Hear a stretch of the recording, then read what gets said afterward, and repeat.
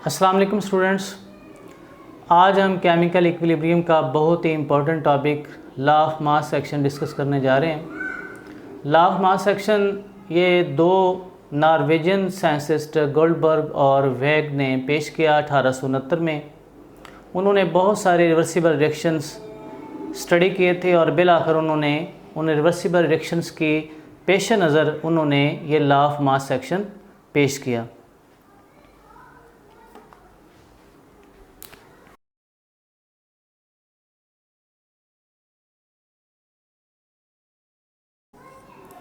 इस law of mass action की दो स्टेटमेंट्स हैं। पहली स्टेटमेंट ये है कि किसी शय के रिएक्ट करने का रेट उसकी एक्टिव मास के डायरेक्टली प्रोपोर्शनल होता है।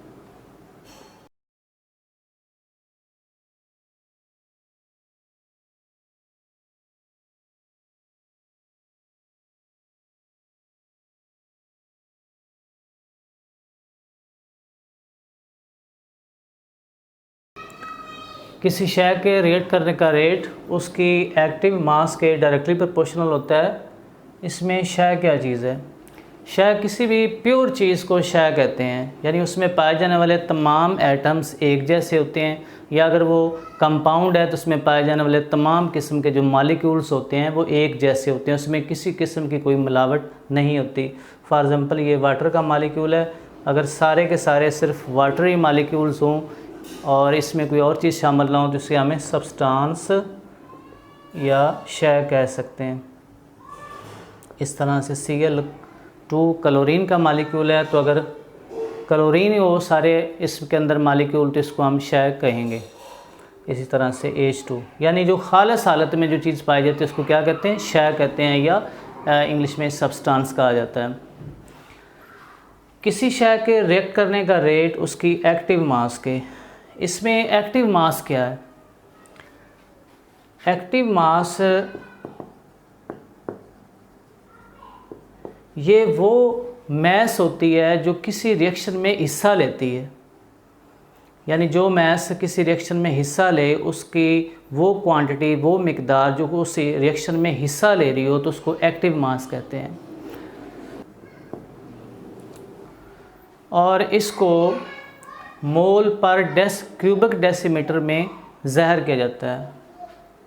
मोल पर क्यूबिक डेसीमीटर में इसको ज़ाहिर किया जाता है।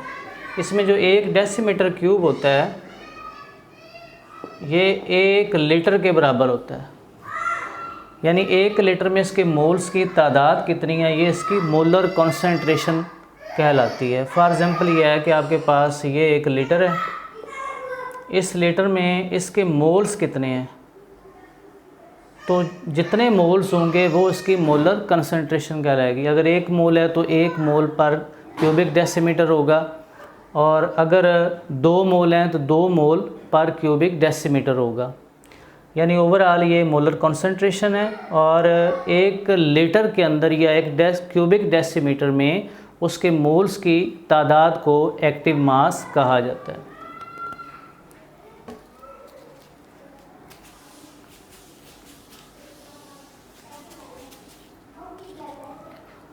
अब इस स्टेटमेंट को समझते हैं कि किसी शय के रिएक्ट करने का रेट उसकी एक्टिव मास के डायरेक्टली प्रोपोर्शनल होता है। फॉर एग्ज़ाम्पल ये है कि हमारे पास PCl5 है, ये एक शय है खालिस हालत में है, तो ये PCl3 और क्लोरीन गैस में ये डिकम्पोज हो जाता है। अब इसकी जितनी ज़्यादा मिकदार होगी उतना ही इसका डिकम्पोज होकर PCl3 और क्लोरीन गैस में इसका चेंज करने का जो रेट भी ज़्यादा होगा। यानी जितनी कॉन्सेंट्रेशन किसी शय की ज़्यादा होगी उसका रेट ऑफ जो रिएक्ट करने का रेट है वो भी ज़्यादा होगा। तो ये पहली स्टेटमेंट को हमने समझ लिया। अब दूसरी स्टेटमेंट है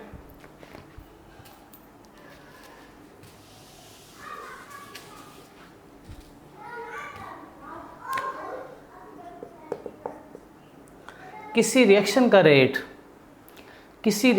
रेट रिएक्ट करने वाली अशिया के हासिल ज़रब के डायरेक्टली प्रोपोर्शनल होता है। किसी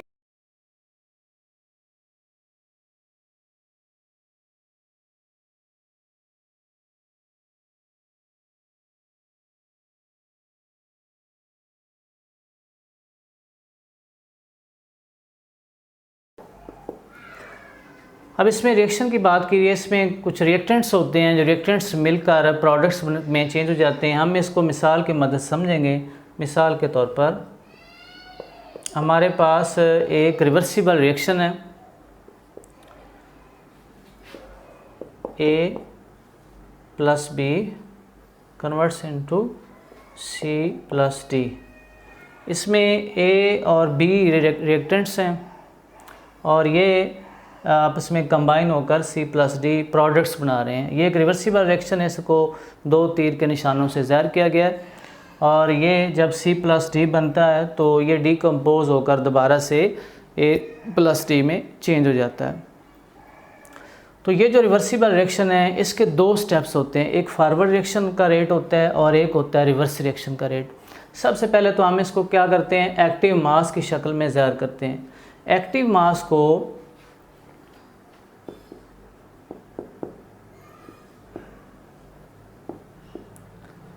स्क्वायर ब्रैकेट से ज़ाहिर किया जाता है, स्क्वायर ब्रैकेट से ज़ाहिर करते हैं।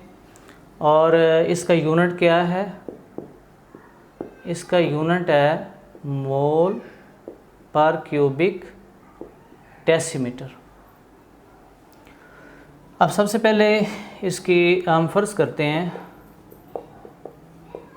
कि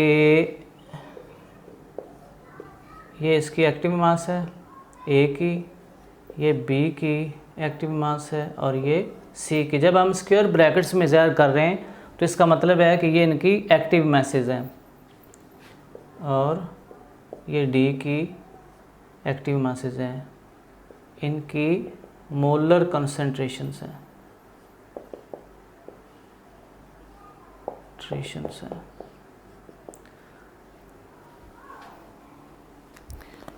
अब हम इसका रिवर्सिबल रिएक्शन का जो फर्स्ट पार्ट है वो है फॉरवर्ड रिएक्शन का रेट। ये हम इससे अक्स करते हैं, इसको मिटा देते हैं।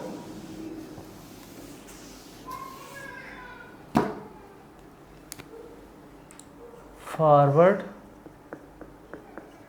रिएक्शन का रेट, तो फॉरवर्ड रिएक्शन का रेट ये बराबर होगा फॉरवर्ड रिएक्शन का रेट डायरेक्टली प्रोपोर्शनल होगा, क्योंकि इसमें आप देखें किसी रिएक्शन का रेट करने वाली अशिया के हासिल ज़र्ब के डायरेक्टली प्रोपोर्शनल होता है। रेट करने वाली अशिया की एक्टिव मासेस के, यहाँ पे इजाफा कर लें, एक्टिव मासेस के हासिल ज़र्ब के डायरेक्टली प्रोपोर्शनल होता है। अब इसकी फॉरवर्ड रिएक्शन का जो रेट है वो active mass of A into active mass of B, इनके हासिल ज़र्ब के डायरेक्टली प्रोपोर्शनल होगा। यानी इनकी एक्टिव मासेस जितनी ज़्यादा होंगी उतना ही फॉरवर्ड रिएक्शन का रेट भी तेज़ होगा। यानी इसका आंसर जितना बड़ा होगा फॉरवर्ड रिएक्शन का जो रेट है वो उतना ही ज़्यादा तेज़ होगा। तो इसे हम एब्रीवेट कर लेते हैं, रिएक्शन रेट ऑफ रिएक्शन को R से और फॉरवर्ड के लिए छोटा स्मॉलर f यूज़ करते हैं। तो ये होगा A इंटू B।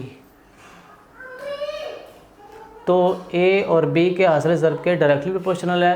अब प्रोपोर्शनैलिटी साइन को ख़त्म करने के लिए हम यहाँ पे constant KF A into B, ये क्वेश्चन नंबर 1 हम इसको ज़ाहिर कर लेते हैं।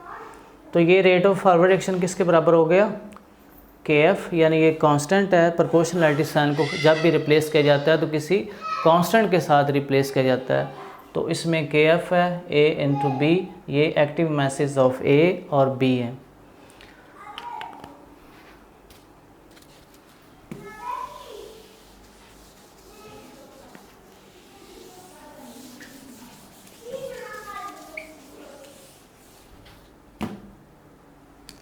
अब इसमें KF क्या है, KF इसमें फॉरवर्ड रिएक्शन का रेट कांस्टेंट है, फॉरवर्ड रिएक्शन का रेट कांस्टेंट, यानी फॉरवर्ड रिएक्शन का रेट कांस्टेंट, इसको KF से ज़ाहिर किया जाता है। अब इसी तरह से हम रिवर्स रिएक्शन का रेट नोट करते हैं। रिवर्स रिएक्शन का नहीं, रिवर्स रिएक्शन का रेट, रिवर्स रिएक्शन का रेट अगर हम दोबारा से वो रिवर्सिबल रिएक्शन लिख लें तो आसानी होगी। तो इसमें आप देखें कि अब हमने C+D यानी ये जो प्रोडक्ट्स हैं इनकी कॉन्सेंट्रेशन के डायरेक्टली प्रोपोर्शनल होगा, इनकी एक्टिव मासेस के हासिल ज़रब के डायरेक्टली प्रोपोर्शनल होगा। यानी C की और D की एक्टिव मासेस के हासिल ज़रब के डायरेक्टली प्रोपोर्शनल होगा। क्या प्रोपोर्शनल होगा? रिवर्स रिएक्शन का रेट, रिवर्स रिएक्शन का रेट डायरेक्टली प्रोपोर्शनल होगा active mass of C into active mass of D। इनके दरमियान में कुछ साइन नहीं है, इसका मतलब है कि ये आपस में मल्टीप्लाई हो रहे हैं, हासिल ज़रब। तो रिवर्स रिएक्शन को, रेट ऑफ रिएक्शन को R से, कैपिटल R से, और रिवर्स के लिए स्मॉलर r यूज़ करते हैं।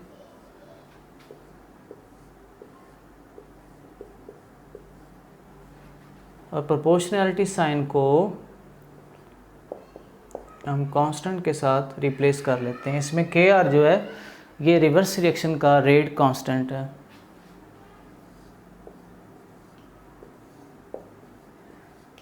ये इक्वेशन नंबर 2 है। ये हमारे पास फॉरवर्ड रिएक्शन का रेट है और ये है रिवर्स रिएक्शन का रेट। अब आपने रिवर्सिबल रिएक्शन में पढ़ा था कि जब फॉरवर्ड रिएक्शन का रेट रिवर्स रिएक्शन के रेट के बराबर हो जाता है तो इक्विलिब्रियम कायम हो जाता है।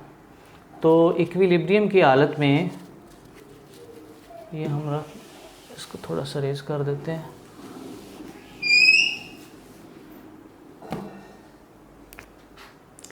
तो इक्विलिब्रियम की हालत में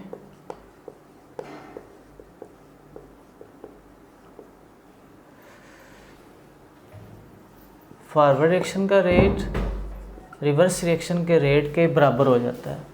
तो हम ये इनकी कीमतें पुट अप करेंगे इक्वेशन नंबर 1 से और 2 से। तो ये इक्वेशन नंबर 1 से rate of forward reaction KF into A to P is equal to rate of reverse reaction, इसकी ये वाली कीमत पुट अप करेंगे KR C into D, active mass of C into active mass of D। अब हम इसे raise कर देते हैं क्योंकि हम ये एक्सप्रेशन लिख चुके हैं। अब इनके जो कांस्टेंट्स हैं, यानी ये जो कांस्टेंट्स हैं ये हम अलग कर लेते हैं और इनके ये जो वेरिएबल्स हैं ये अलग करते हैं। तो अगर हम यहाँ से इसको ख़त्म करना चाहें तो ये चूँकि इसके साथ मल्टीप्लाई हो रहा है तो हम क्या करेंगे, इसको डिवाइड कर देंगे। डिवाइड करेंगे तो यहाँ से ये ख़त्म हो जाएगा और C इंटू D ये बच जाएगा। तो इसी तरह से इसे हम यहाँ से ख़त्म करना चाहें तो ये चूँकि मल्टीप्लाई हो रहा है तो इसे हम डिवाइड कर देंगे। तो लिहाजा ये डिवाइड होने के बाद ये यहाँ से कैंसिल आउट हो जाएगा और इधर आकर डिवाइड हो जाएगा। तो KF ओवर KR बराबर होगा C into active mass of C into active mass of D। अब इसे KF ओवर KR को KC से रिप्लेस कर देंगे। KC इक्विलिब्रियम कांस्टेंट है और ये फॉरवर्ड रिएक्शन के रेट और रिवर्स रिएक्शन के रेट के रेशो है, इनके दरमियान में जो निस्बत है उसके ये बराबर है। तो KC इक्विलिब्रियम कांस्टेंट है, इसे कहते हैं इक्विलिब्रियम कांस्टेंट। और ये किसके बराबर हुई? Active mass of C into active mass of D over active mass of A into active mass of B। ये हमारे पास इक्विलिब्रियम कांस्टेंट है। लेकिन एग्ज़ाम में अमूमन जनरल रिएक्शन, जनरल एक्सप्रेशन जो है वो अक्स करना होता है, यानी लॉ ऑफ मास सेक्शन का। तो अब हम वो अक्स करते हैं।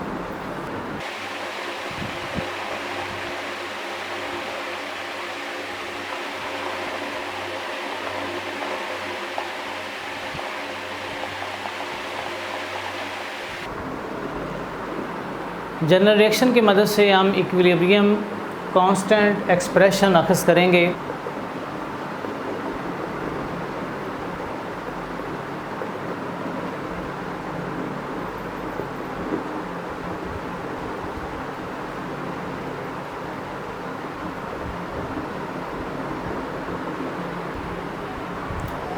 इसमें ये जो ए और बी के साथ ये स्मॉलर लेटर लिखे हुए हैं, ये किसको ज़ाहिर करते हैं?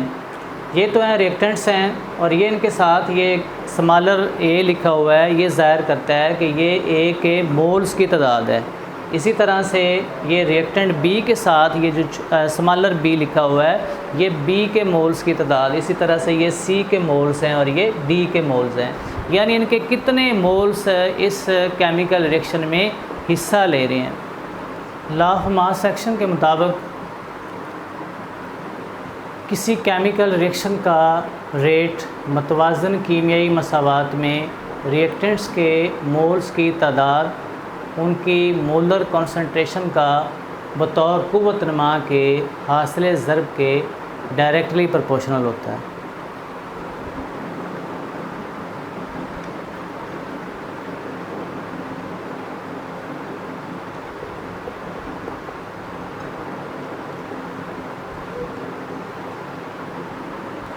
किसी केमिकल रिएक्शन का रेट मतवाज़न कीमियाई मसावात में रिएक्टेंट्स के मोल्स की तादाद उनकी मोलर कॉन्सेंट्रेशन का बतौर क़ुव्वत नमा के हासिल ज़र्ब के डायरेक्टली प्रोपोर्शनल होता है। तो इसमें दो हमारे पार्ट्स हैं। जिस तरह से हमने इससे पहले एक मसावात की मदद से केसी को अख़ज़ किया था, इसी तरह से इसमें भी ये होता है फॉरवर्ड रिएक्शन का रेट और रिवर्स रिएक्शन का रेट।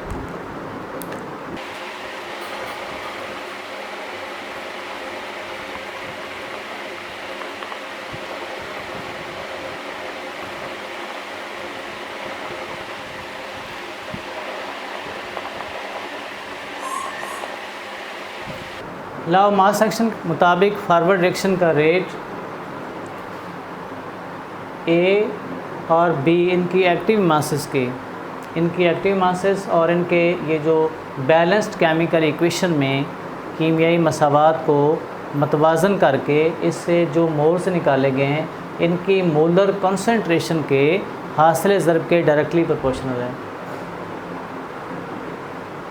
तो हम इसे एब्रीवेट करते हैं। Rate of forward reaction directly proportional to active mass of A raise to power ए। ये इसके ए जो हैं ये इसके मोल्स की तादाद है, जो कि इनकी पार्स की शक्ल में या पावर्स की शक्ल में इसके लिखी गई है। तो इसके मोल्स की तादाद है, सेम इसी तरह से बी के मोल्स की तादाद है, यानी ये इनकी मोलर कॉन्सेंट्रेशन है और इनके ऊपर जो पावर्स हैं ये इनके एक्चुअली क्या है, मोल्स हैं।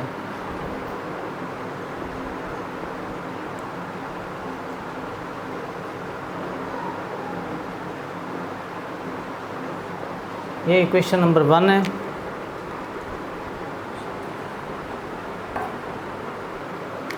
इस तरह से हम रिवर्स रिएक्शन का रेट देखते हैं। रिवर्स रिएक्शन का रेट इसका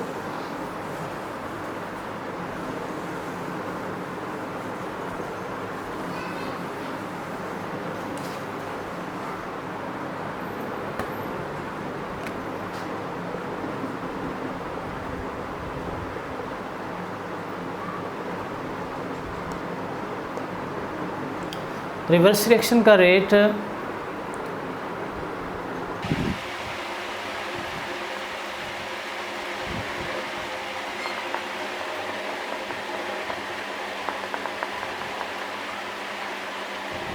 सी इनके मोल्स की जो पावर इनके साथ लिखी हुई है और डी इनके मोल्स जो पावर की शक्ल में लिखे हुए हैं, इनके हासिल ज़र्ब के डायरेक्टली प्रोपोर्शनल है।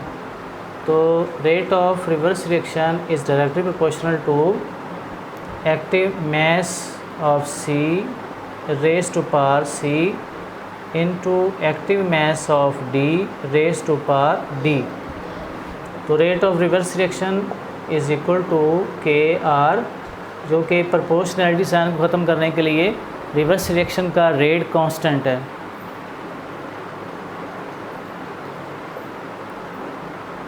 अब ये इक्वेशन नंबर 2। इक्विलिब्रियम की हालत में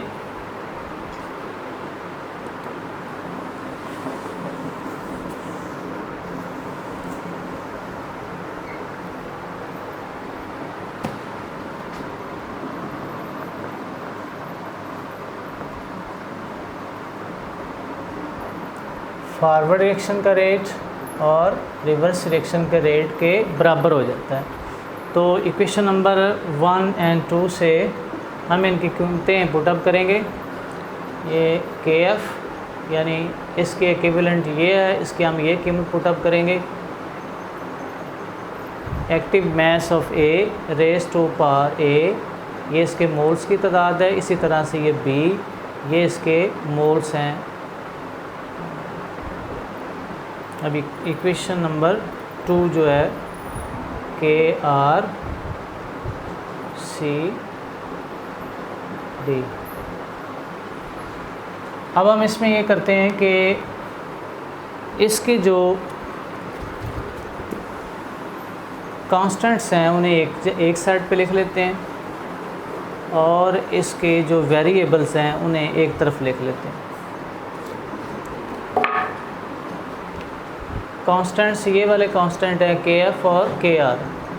हम क्या करते हैं कि इसे यहाँ से ख़त्म करेंगे तो इधर इसे तकसीम कर देंगे, यहाँ पे भी तकसीम करेंगे तो ये इधर आकर इधर डिवाइड हो जाएगा और यहाँ से ये कैंसिल हो जाएगा।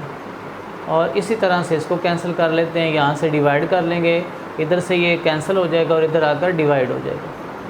K F over K R is equal to C raise to power C D active mass of D raise to power D. ये इनकी क्या है, सी और डी जो लिखे हैं इनके मोल्स की तादाद है।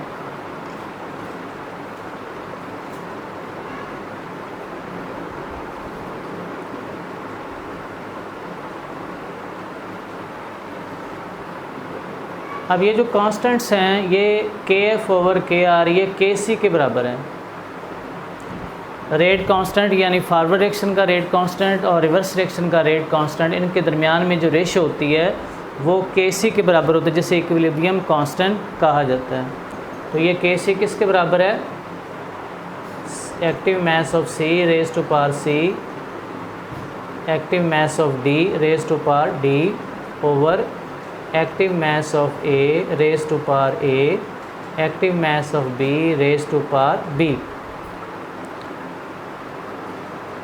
इसे कहा जाता है इक्विलिब्रियम कांस्टेंट एक्सप्रेशन, यानी ये है इक्विलिब्रियम कांस्टेंट एक्सप्रेशन। इस तरह से हमने जनरल रिएक्शन की मदद से इक्विलिब्रियम कांस्टेंट एक्सप्रेशन डिराइव कर लिया।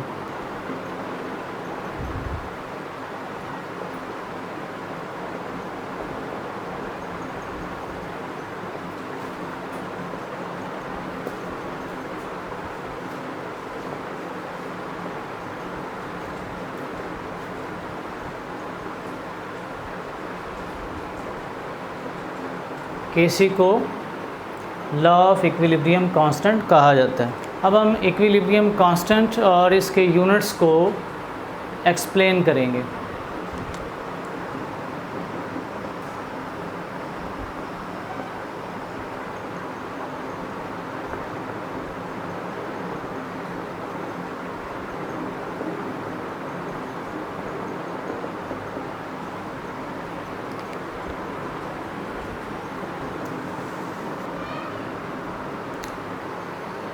मतवाज़न कीमी मसावात में प्रोडक्ट्स के कोएफ़िशिएंट्स उनकी मोलर कंसंट्रेशन के बतौर क़ुव्वत नमा के हासिल ज़रब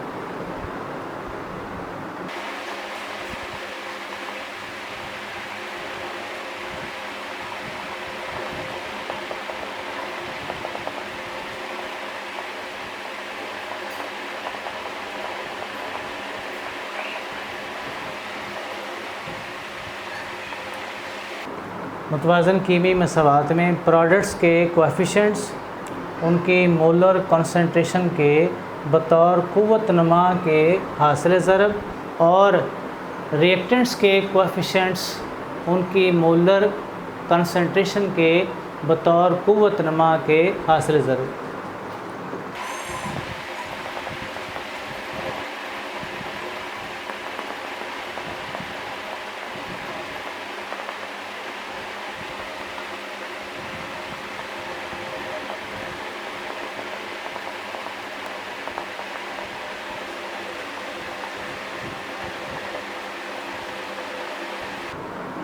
बतौर क़ुव्वत नमा के हासिल ज़रब के दरमियान जो निस्बत होती है उसको इक्विलिब्रियम कांस्टेंट से ज़ाहिर किया जाता है, जिसको KC कहा जाता है।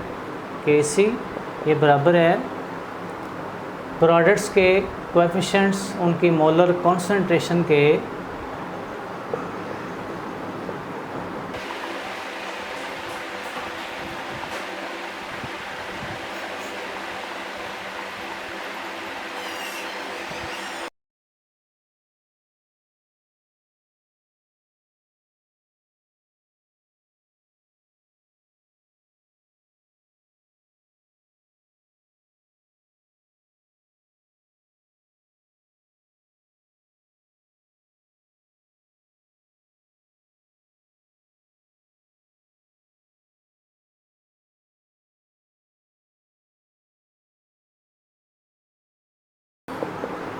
तो KC प्रोडक्ट्स के कोएफ़िशिएंट्स उनकी मोलर कंसंट्रेशन के बतौर क़ुव्वत नमा के हासिल ज़रब और रिएक्टेंट्स के कोएफ़िशिएंट्स उनकी मोलर कंसंट्रेशन के बतौर क़ुव्वत नमा के हासिल ज़रब के दरमियान निस्बत है।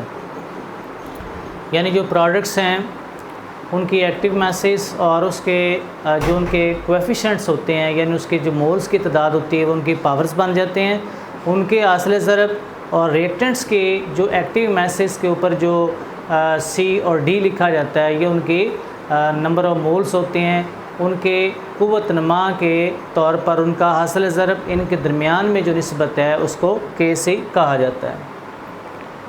अब KC में ये जो प्रोडक्ट्स होते हैं ये रवायती तरीका है, यानी जो रवायती तरीक़ाकार ये होता है कि प्रोडक्ट्स की जानब मौजूद अशिया को न्यूमरेटर कहते हैं, यानी जो प्रोडक्ट्स की जानब जो मौजूद अशिया उनको क्या कहते हैं, न्यूमरेटर, और जो रिएक्टेंट्स की तरफ जो मौजूद अशिया होती हैं उनको डिनोमिनेटर कहा जाता है, डिनोमिनेटर।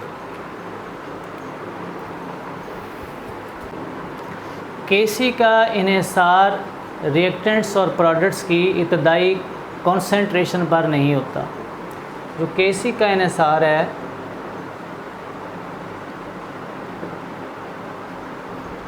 टेम्परेचर पर होता है, जबकि रिएक्टेंट्स और प्रोडक्ट्स की इब्तदाई कंसंट्रेशन पर नहीं होता। KC का इन्हिसार टेम्परेचर पर होता है और इसका इन्हिसार रिएक्टेंट्स और प्रोडक्ट्स की इब्तदाई कंसंट्रेशन पर नहीं होता, क्योंकि कुछ रिएक्टेंट्स ऐसे होते हैं वो एंडोथर्मिक होते हैं, कुछ प्रोडक्ट्स भी एंडोथर्मिक या एक्सोथर्मिक हो सकते हैं। तो जब आप टेम्परेचर चेंज करेंगे तो उनके जो रेट ऑफ रिएक्शन है वो उससे मुतासर होंगे। लिहाजा जब भी KC को इस्टेब्लिश किया जाता है तो एक स्टैंडर्ड जो वैल्यू उसकी है वो रखी जाती है, ताकि उसी पर रेट ऑफ फॉरवर्ड रिएक्शन और rate of reverse reaction note किया जा सके।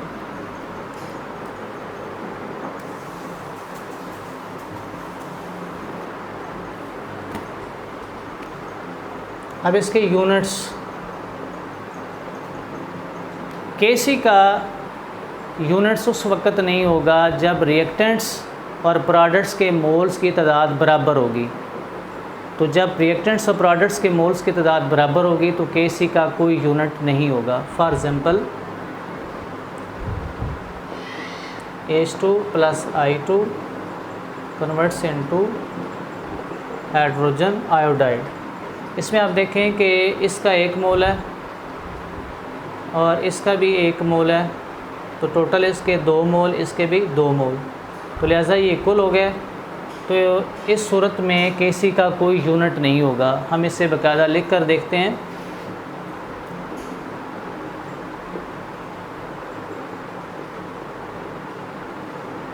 अब इसमें लिखने का तरीकाकार ये है कि ये प्रोडक्ट्स हैं, ये ऊपर आ जाएंगे, इनकी एक्टिव मैसेज, और इसका ये जो कोएफिशिएंट्स है यानी नंबर ऑफ जो मोल्स हैं ये इसकी पावर बन जाएगा। और इसी तरह से ये हाइड्रोजन, ये 1 ही मोल है, लिहाजा इसकी कोई पावर नहीं आएगी, 1 लिखने में नहीं आएगा। इस तरह से आयोडीन है, इसका भी कोएफिशिएंट्स नहीं है। अब आप देखें कि हाइड्रोजन आयोडाइड को मोलर कॉन्सेंट्रेशन को हम किस में लिखते हैं? मोल पर क्यूबिक डेसीमीटर में, मोल पर क्यूबिक डेसीमीटर में।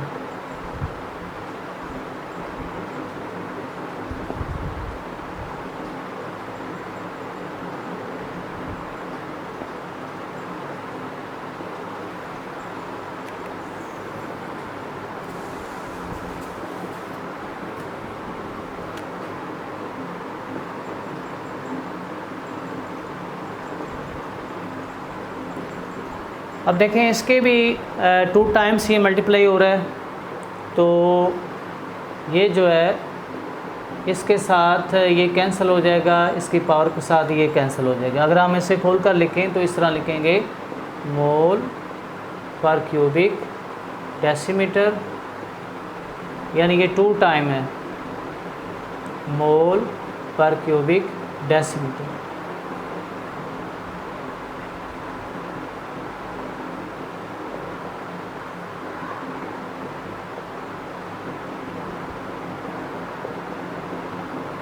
ये एक दूसरे के साथ कैंसिल डिवाइड हो रहे हैं, तो लिहाजा इसका कोई यूनिट नहीं है, कोई यूनिट नहीं है।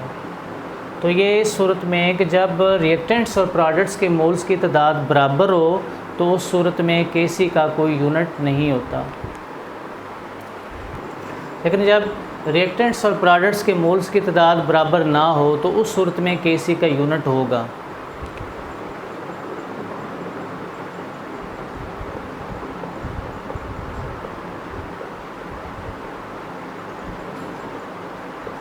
किन सूरतों में होगा? फॉर एग्ज़ाम्पल नाइट्रोजन और हाइड्रोजन मिलकर अमोनिया बनाते हैं, ये एक रिवर्सिबल रिएक्शन है। तो इसमें आप देखें कि इसका 1 मोल, इसके 3 मोल हाइड्रोजन के, और ये रिएक्टेंट यानी इसके टोटल 4 मोल्स मिलकर 2 मोल बना रहे हैं इसके अमोनिया के। अब आप देखें कि इनके जो नंबर ऑफ मोल्स हैं रिएक्टेंट्स और प्रोडक्ट्स के ये बराबर नहीं है, तो इस सूरत में जब नंबर ऑफ़ मोल्स बराबर ना हो तो उस सूरत में Kc का यूनिट होता है। अब हम इसे बाकायदा कैलकुलेट करते हैं।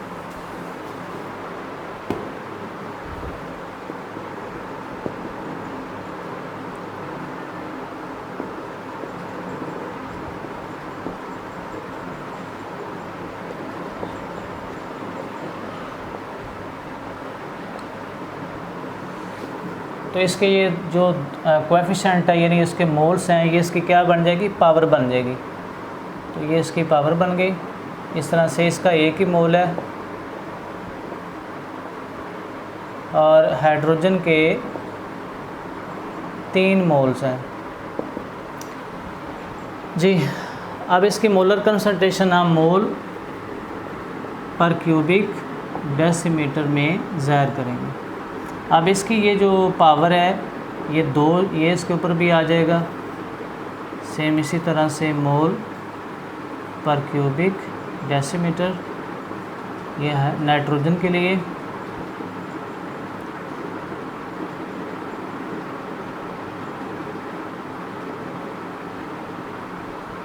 और ये है हाइड्रोजन के लिए।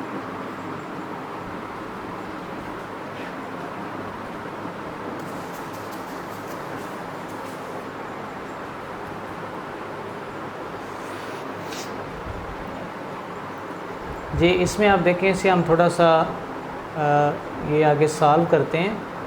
ये इसकी पावर भी है और इसकी भी है, यानी इन सब की पावर्स है, चूँकि इसको एज अ होल लिखा गया है। मोल का भी स्क्वायर है और ये इसके साथ मल्टीप्लाई होगा 3 × 2 - 6 और इस तरह से ये मोल डेसीमीटर और ये इसकी भी पावर है।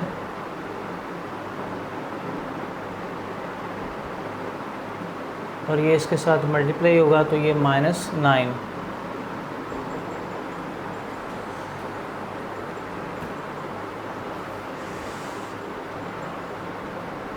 अब ये चूँकि सेम है, पहले तो हम ऊपर वाले लिख लेते हैं।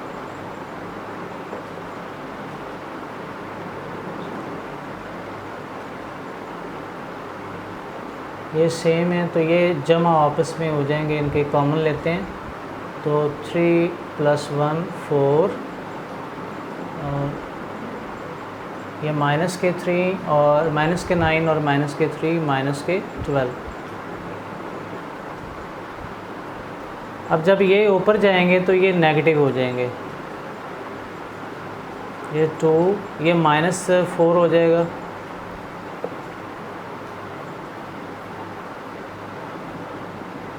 ये -6 और ये जब ऊपर जाएंगे तो ये +12 हो जाएंगे।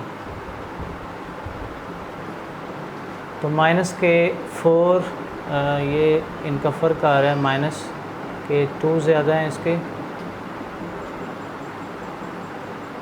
तो ये +6।